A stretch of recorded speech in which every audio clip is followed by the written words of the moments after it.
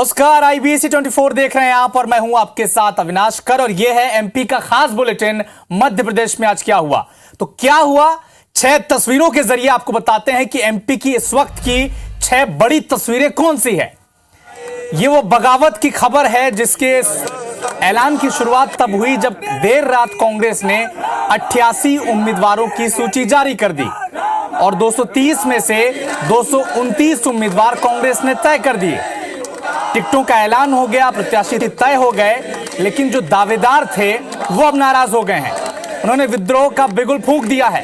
भोपाल में कांग्रेस के प्रत्याशी जय श्री हरि किरण का विरोध किया जा रहा है। कांग्रेस के राम भाई मेहर ने विरोध जताया है। समर्थकों ने कमलनाथ के बंगले के बाहर मुंडन करवा दिया, कपड़े फाड़ दिए। दूसरी तस्वीर बुरहानपुर की है।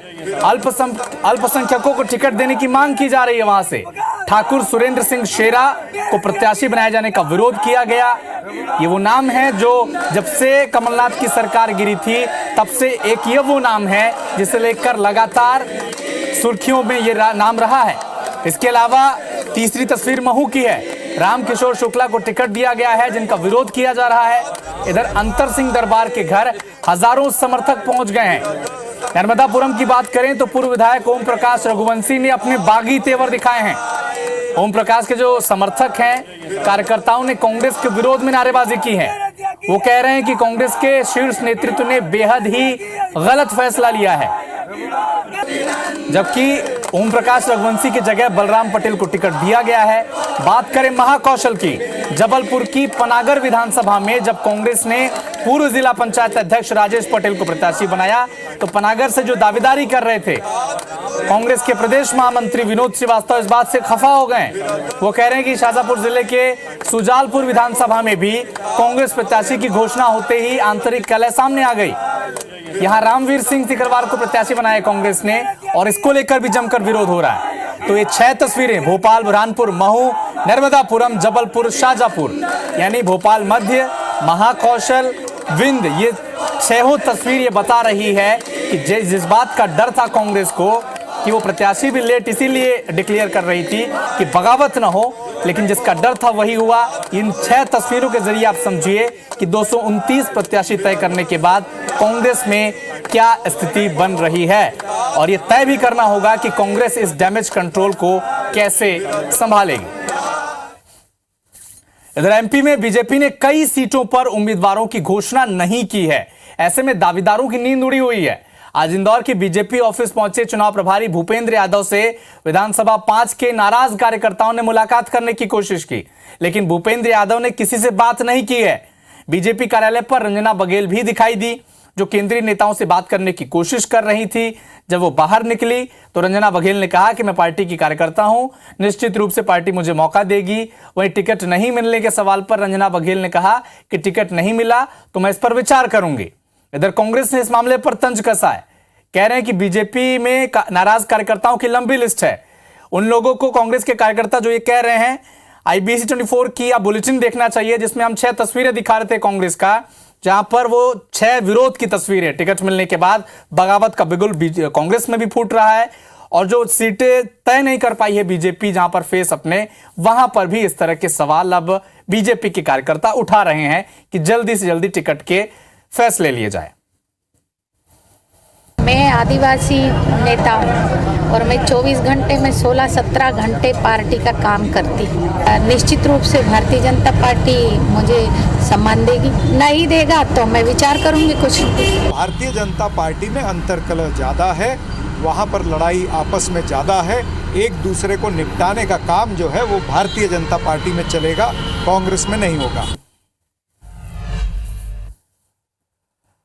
मुरैना से एक बड़ी खबर आपको बता दें, पूर्व मंत्री रुस्तम सिंह के बेटे ने बसपा का दामन थाम लिया है। राकेश रुस्तम सिंह बीजेपी छोड़कर बसपा में शामिल हो चुके हैं और वो मुरैना विधानसभा से टिकट की दावेदारी कर रहे थे बीजेपी की तरफ से। शिवराज सरकार में रुस्तम सिंह 2 बार मंत्री रह चुके हैं। उनके बेटे वहां से दावेदारी कर रहे थे, टिकट नहीं मिला तो उन्होंने अब बसपा का दामन थाम लिया है।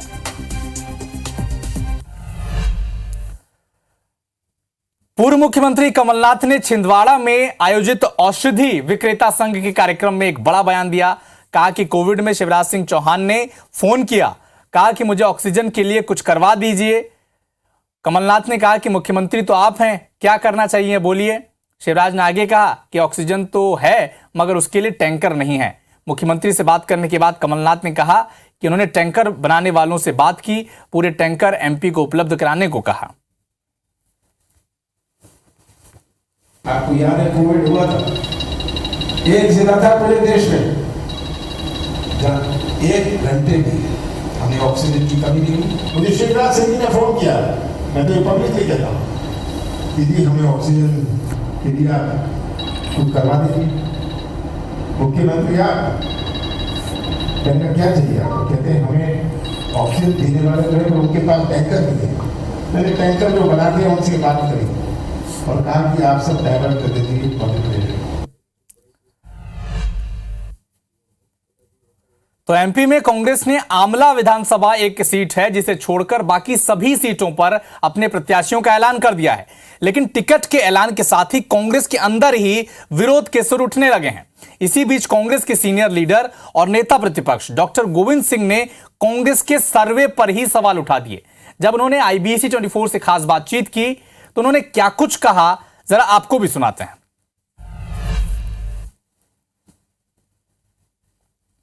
कांग्रेस की लिस्ट आ गई है, सारी लिस्टें पूरी हो गई हैं और उसके बाद एक नाम को छोड़ा गया है। लेकिन ग्वालियर चंबल संभाग को लेकर किस तरह का माहौल है उस पर बात करने के लिए डॉक्टर गोविंद सिंह जी हैं। सर, कांग्रेस की सारी लिस्टें आ गई हैं लेकिन देखने में आया कि ग्वालियर चंबल संभाग के 2 टिकट बदल दिए गए, 2 काट दिए गए विधायकों के। ऐसी क्या परफॉर्मेंस ठीक नहीं था कि सर्वे में सही नहीं बैठ रहे थे? ऐसा है, एक तो हमारे नेताओं ने सर्वे कराया, हो सकता है सर्वे में किसी एजेंसी ने ठीक से न करके गलत सर्वे कर दिया हो। इस आधार पर, सर्वे के आधार पर इसमें कोई जानबूझ के किसी का टिकट नहीं काटा गया है। अभी हमें देखा कि दतिया में अवधेश नायक जो बीजेपी से महज 31 दिन पहले आए थे उनको टिकट दे दिया गया, लेकिन अब उनको बदल दिया गया, राजेंद्र भारती को बना दिया गया। सवाल इसका है कि कार्यकर्ताओं में टिकट मिला। शैलेश सिंह जो पिछोर से उतारा था, अब अरविंद रूडी को बना दिया। वो हमारे नेता KP सिंह जी का क्षेत्र है। पहले हमारा जिसको टिकट दिया है लोधी समाज के व्यक्ति को, शायद वो तैयार नहीं थे, वो उनको ही देना चाहते थे पहले, लेकिन फिर दोनों राजपूत हो रहे थे, इससे गलत संदेश जा रहा था, एक ही जात के लोगों को बढ़ावा दिया जा रहा है और इसलिए उनका टिकट बदला गया। बस एक अंतिम सवाल, आपके एक समर्थक जो विधायक थे मेवाराम जाटव, उनका टिकट काट दिया गया, दूसरे समर्थक को टिकट दे दिया गया। क्या लगता है कि पहले वाले विधायक का परफॉर्मेंस था वो अच्छा नहीं था या सर्वे में फैलते? निश्चित रूप से नहीं अच्छा था। मेवाराम जाटव जी को मैंने तरास के विधायक बनाया था और उनसे तय किया था कि तुम क्षेत्र में रहोगे, जनता के बीच रहोगे। 3 साल के कार्यकाल में जनता ने नाराज कर दिया, कोई कार्यकर्ता उनसे खुश नहीं, इसलिए आम जनता की मांग पर तो केशव देसाई को पार्टी ने मैदान में उतारा है। लगता नहीं है कोई विरोध भीतरघात करने की कोशिश हो? प्रजातंत्र है, विरोध तो होता है, विरोध से कोई फर्क नहीं पड़ता। तो आप देख सकते हैं डॉक्टर गोविंद सिंह जी है, पूरी बात खुलकर रखी, सर्वे को लेकर भी बात रखी। अब देखना यही है कि कांग्रेस ने जिन लोगों पर अब नए दांव खेला है वो कितना सफल होता है। कैमरामैन राजकुमार कुशवाहा के साथ नासिर गौरी, IBC 24 ग्वालियर। तो कांग्रेस ने प्रत्याशियों की दूसरी लिस्ट में जहां कई सीटों पर प्रत्याशियों का ऐलान कर दिया है तो कई सीट ऐसी भी है जिनमें प्रत्याशी बदल दिए गए हैं। गोटेगांव से पार्टी ने शेखर चौधरी को टिकट दिया था, जिसमें बदलाव करते हुए पूर्व विधानसभा अध्यक्ष NP प्रजापति को प्रत्याशी फिर से बनाया गया। IBC 24 से बातचीत में NP प्रजापति ने कहा कि कांग्रेस MP की 230 में से 170 सीटों पर जीत हासिल करते हुए सरकार बनाएगी। और क्या कुछ कहा, आइए आपको सुनाते हैं। बेसब्री से कांग्रेस की दूसरी सूची का इंतजार किया जा रहा था। दूसरी सूची कल देर रात यहां पर घोषित हुई है और घोषित होने के बाद कई ऐसे चेहरे हैं जिनके चेहरों पर मुस्कान आ गई है, खिल गए हैं। कैसे ही शख्स इस वक्त हमारे साथ मौजूद हैं, पूर्व विधानसभा अध्यक्ष NP प्रजापति। क्या रणनीति रहने वाली है, किस तरह से अब आप मैदान में यहाँ पर उतरने वाले हैं? हमारी रणनीतियाँ तो पहले से चल रही थी। हमारे मंडल हैं, सेक्टर हैं, बूथ हैं, मतदाता सूचियों पे काम है, ये हमारे काम तो सतत रूप से चल रहे थे। अब ये पार्टी की जो नीतियां हैं या जो गतिविधियां हैं उसके तहत ये सब कुछ चल रहा था और हमारी तो रणनीति पहले से बनी हुई है। कहीं फैसला पार्टी का गलत हो सकता था अगर वो नाम पहले वाला रहता? देखिए, इसको हम पार्टी के सही या गलत फैसले के तहत ना देखें, तो ये तो पार्टी के जो ऊपर के नेता बैठे हुए हैं वो अपने नज़र से देखते हैं कि पार्टी को कहाँ लाभ है कहाँ हानि है, तद अनुसार वो निर्णय लिए जाते हैं। दावा कितने आप सीट का कर सकते हैं अगर कांग्रेस जीत के आ रही है? 150 के ऊपर आ रहे हैं। कमलनाथ जी हमारे मुख्यमंत्री बन रहे हैं, शानदार तरीके से कांग्रेस लौटकर आ रही है। जो नाम बदला गया है, जाहिर सी बात है, क्या उसका कहीं विरोध नजर आ रहा है? कांग्रेस कैसे एकजुट यहाँ पे नजर आएगी? मैं फिर बोलूँ, ये आपका काल्पनिक प्रश्न है। अभी कुछ हुआ नहीं है, अखाड़ा खुदा नहीं है, बोले पहलवान लड़ रहे। एकजुट होकर कांग्रेस मैदान में उतरेगी, जीत हासिल करेगी और 150 से ज्यादा सीटें इस बार कांग्रेस लेकर आएगी और सरकार बनाएगी, ये दावा यहाँ पर इन्होंने किया है। कैमरामैन विनेश श्रीवास के साथ IBC 24 भोपाल से हरप्रीत कौर रीत। प्रधानमंत्री नरेंद्र मोदी ने गरबा के लिए गीत लिखा है। पीएम ने लिखे इस गाने पर मीत ब्रदर्स ने संगीत दिया है, तो वहीं दिव्य कुमार ने गीत को गाया है। आज मीत ब्रदर्स ग्वालियर आए और मीत ब्रदर्स ने गाने पर क्या कहा आपको भी दिखाते हैं और सुनाते हैं। पीएम नरेंद्र मोदी ने गरबा के ऊपर गाना लिखा और उसको गाने को लिखने वाले और उसको लिरिक्स करने वाले हमारे साथ में मीत ब्रदर्स हैं। क्या मैसेज आया था पीएमओ से और कितनी देर में तैयार कर दिया, कितनी लिमिट दी थी आपको? ये उन्होंने हमें एक चैलेंज दिया था कि चैलेंज इसलिए भी था क्योंकि 3 दिन रह गए थे। उन्होंने एक्चुअली बोला कि अगर आप 4 घंटे में ये गाना एक बना के हमें सुना सकते हैं तो ही पॉसिबल है, नहीं तो 2 दिन में तो रिलीज़ भी नहीं हो पाएगा। तो हम लोगों ने 1.5 घंटे के अंदर बनाकर, गवाकर, ट्रैक बनाकर पीएमओ भेज दिया और रात अप्रूव हो गया वो गाना। क्या भरोसा हो रहा था एकदम से पीएमओ से ऑफिस से फोन आया कि मोदी जी ने गाना लिखा है, आपको उसको गाना है, गरबा वो भी गुजरात का, और काम मिल गया पंजाबियों को? बिल्कुल, ये एक्चुअली माता रानी की कृपा है। हमने बहुत गरबे करे हैं और माता रानी की नज़र पड़ जाती है तो हो जाता है सब, और कोई डाउट नहीं था हमें। और उन्होंने इमीडिएटली अपने यूट्यूब चैनल पे डाल दिया और ट्वीट कर दिया। तो जब अगर ट्विटर के वहाँ से आ रहा है और उनके यूट्यूब चैनल पे जा रहा है तो सब जेन्युइन ही था। और लाइफ का हमारा बेस्ट हमारे लिए, जैसे हमने बोला कि फिल्म फेयर अवार्ड और आईफा अवार्ड के बाद ये हमारे लिए सबसे अच्छी अचीवमेंट थी। एक आध लाइन अगर बोलना चाहेंगे उस गाने की बोलता हूँ, लेकिन जैसे आपने कहा कॉपीराइट, आपको अच्छी बात यह है कि क्योंकि हमारे खुद के म्यूजिक लेबल MB म्यूजिक पे आया है तो मोदी जी के लिरिक्स के कॉपीराइट पूरे ग्वालियर के हैं, क्योंकि हम ग्वालियर वाले हैं तो हमारे लेवल पे आया है। तो अब ये 80 साल तक इस गाने के राइट्स हमारे पास ही रहेंगे, क्योंकि हमने कंपोज करा है और हमारे उनके जो लिरिक्स हैं वो अपने रजिस्टर्ड हैं। बस एक लास्ट सवाल, थोड़ा सा मुखरा, क्या लाइन है जिसको लेकर ये सब लोग फिदा हो गए आपके ऊपर? सोनू निगम का भी आपको मैसेज मिलता है, क्या कर दिया ये?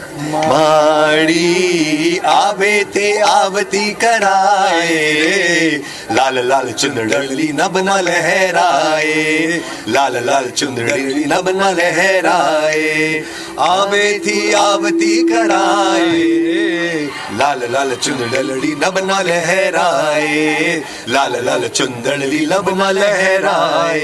तो आप देख सकते हैं मीत ब्रदर्स हैं और देश और दुनिया में अपनी एक अलग पहचान रखते हैं। कई फिल्म्स हैं, उन्होंने बॉलीवुड की फिल्म से उसमें अपना काम दिया है, गाने दिए हैं, और अब पीएम नरेंद्र मोदी के गरबा पे लिखे हुए एक सॉन्ग को उन्होंने फिल्माया है। कैमरामैन राजकुमार कुशवाहा के साथ नासिर गौरी, IBC 24 ग्वालियर। तो ग्वालियर में द सिंधिया स्कूल के 125वें स्थापना दिवस समारोह की भव्य तैयारी चल रही है और इस कार्यक्रम में प्रधानमंत्री नरेंद्र मोदी बतौर अतिथि के रूप में शामिल होंगे। पीएम मोदी करीब 2 घंटे तक किले पर रहेंगे। कार्यक्रम की तैयारियां शुरू कर दी गई हैं। द सिंधिया स्कूल दुल्हन की तरह सज कर तैयार है और प्रशासन सुरक्षा के साथ पूरी तैयारी देख रहा है। एक रिपोर्ट आपको दिखाते हैं। देश और विदेश में अपनी पहचान रखने वाले द सिंधिया स्कूल का 125वां स्थापना दिवस मनाया जा रहा है।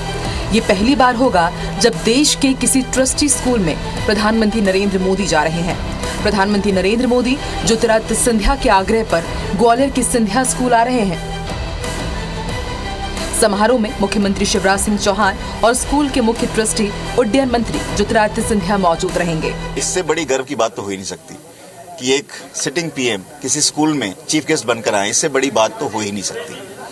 और ऐसा प्रधानमंत्री जो केवल देश में ही नहीं, जो विदेश में भी विख्यात हैं, प्रख्यात हैं और एक बहुत ही पावरफुल वर्ल्ड लीडर भी हैं, उनका आगमन अपने आप में एक एक दुर्लभ अनुभूति होगी। एक तो हम 125वीं वर्षगांठ पे स्कूल की में हम यहाँ मौजूद हैं, हमें उसमें भागीदार होने का हिस्सा मिल रहा है और इतने बड़े अतिथि का हमें आगमन करने का मौका मिल रहा है। सिंधिया स्कूल बॉयज के छात्र देश दुनिया में शहर का नाम रोशन कर रहे हैं। खास बात ये है कि सिंधिया स्कूल के 125वें स्थापना दिवस पर देश और विदेश से हजारों ओल्ड स्टूडेंट्स ग्वालियर आ रहे हैं, जिसको लेकर सिंधिया स्कूल को दुल्हन की तरह सजाया जा रहा है। समारोह में सिंधिया स्कूल के भूतपूर्व छात्र, प्लेबैक सिंगर नितिन मुकेश सहित मीत ब्रदर्स भी शामिल होंगे। वो Scindia school old boys association SOBA के माध्यम से भी अपने स्कूल, छात्र और समाज के लिए सराहनीय कार्य कर रहे हैं। सोबा की स्थापना 25 नवंबर 1959 में हुई थी और तब से लेकर अब तक दुनिया भर में इसके 30 चैप्टर बन चुके हैं, जिसमें 5000 से भी ज्यादा एलुमनाई जुड़े हैं। सिंधिया स्कूल में पढ़ने का गर्व तो हमारी पूरी जिंदगी में है और जितने लोग आ रहे हैं शायद वो इसी प्रेम के भाव से आ रहे हैं। जो कुछ सीखा यहीं से सीखा, जो शुरुआत हुई यहीं हुई, जो कुछ है हम आज इस संस्था की वजह से हैं। बहुत खुशी का माहौल है। 125वां साल हमको अटेंड करने को मिल रहा है और सारे दोस्तों से मिलने को मिल रहा है एंड ये एक बहुत ही रेयर एक्सपीरियंस है जिसमें कि सभी साथी लोग जो देश विदेश से आ रहे हैं उनसे मिलने का मौका मिल रहा है। यह किला है हमको प्यारा, इसमें ही हम रहते हैं। विद्यालय तो है ही लेकिन घर भी इसको कहते हैं। अलग अलग दिशा से आए यहाँ एक हो जाते हैं। प्रांत पृथक हो, देश अलग हो, पर अब सिंधियन कहलाते हैं। तो यही भावना हमारे सब में है, जो हमारी सब टीम है, जो जितने लोग आ रहे हैं। समारोह में प्रधानमंत्री नरेंद्र मोदी प्रदर्शनी का अवलोकन करेंगे। यहाँ से न्यू मल्टीपर्पज स्पोर्ट्स कॉम्प्लेक्स की आधारशिला रखेंगे और सिंधिया स्कूल की परंपरा को दर्शाते हुए डाक टिकट का अनावरण करेंगे। पीएम मोदी इस दौरान माधव अवार्ड 2023 भी प्रदान करेंगे। समारोह में वर्ष भर अलग अलग क्षेत्रों में स्कूल का नाम रोशन करने वाले छात्रों को पुरस्कार प्रदान किए जाएंगे। खुशी हो रही है कि पीएम आ रहे हैं और उनसे मिलने का एक मौका मिलेगा, तो वो हमारे के लिए बहुत बड़ी बात है। ड्रामा, डांस, म्यूजिक सब अच्छे से हो रहा है। पूरा स्टेज उन सब के लिए लगाया गया है और हम बहुत खुशी हो रही है कि हम उनके लिए परफॉर्म करेंगे। बहुत टाइम से हम लोग मेहनत कर रहे हैं प्रोग्राम के लिए। ओल्ड स्टूडेंट हैं, कोई फॉरेनर उसमें है और कोई बड़े बड़े नाम हैं। कितना खुशी होती है आपके स्कूल में ऐसे नाम पढ़े हैं लोग? बहुत ज्यादा खुशी होती है, नाम बना रहे देश में अपने। बहरहाल पीएम मोदी के ग्वालियर आगमन को लेकर ग्वालियर जिला प्रशासन और पुलिस ने अपने स्तर पर तैयारियां शुरू कर दी हैं। पुलिस ने किले पर लगातार चेकिंग अभियान चलाए हैं। पीएम की सुरक्षा में कोई चूक ना हो जाए, इसके लिए पूरे किले को सुरक्षा के घेरे में ले लिया गया है। जमीन के साथ ही हवा से भी ड्रोन के जरिए नजर रखी जाएगी। कुल मिलाकर देखा जाए तो सिंधिया स्कूल दुल्हन की तरह सजा हुआ है। पीएम नरेंद्र मोदी के आगमन के लिए तैयार खड़ा हुआ है। बच्चों के मन में उत्साह है तो वही ओल्ड बॉयज स्टूडेंट हैं, उनके मन में भी उत्साह है। सभी लोग इकट्ठा हो रहे हैं। नजारा बदला बदला सा नजर आ रहा है, यानी कि पूरी स्कूल है दुल्हन की तरह सजता हुआ नजर आ रहा है। अब इंतजार सभी को पीएम नरेंद्र मोदी के आगमन का है। कैमरामैन राजकुमार कुशवाहा के साथ नासिर गौरी, IBC 24 ग्वालियर। तो फिलहाल इस बुलेटिन में इतना ही, लेकिन देश दुनिया के साथ MP और छत्तीसगढ़ के तमाम अपडेट के लिए आप जुड़े रहिए IBC 24 के साथ। नमस्कार।